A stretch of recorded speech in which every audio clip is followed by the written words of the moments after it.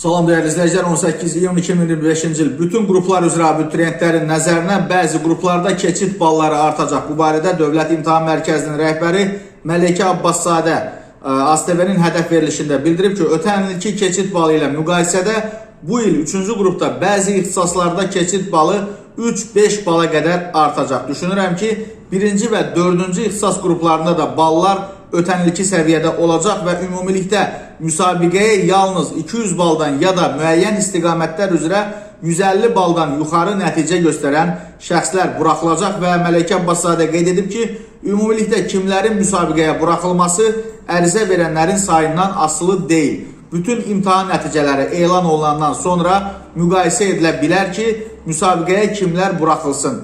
Müsabiqəyə isə 2 imtahan nəticəsinə görə 200-dən çox bal toplayan abituriyentlərin sayı təsir göstərəcək. Əlavə olunub ki, 1-ci cəhd imtahanında 3-cü qrupda 1000-dən çox, daha doğrusu abituriyent 600 baldan yuxarı nəticə göstərib.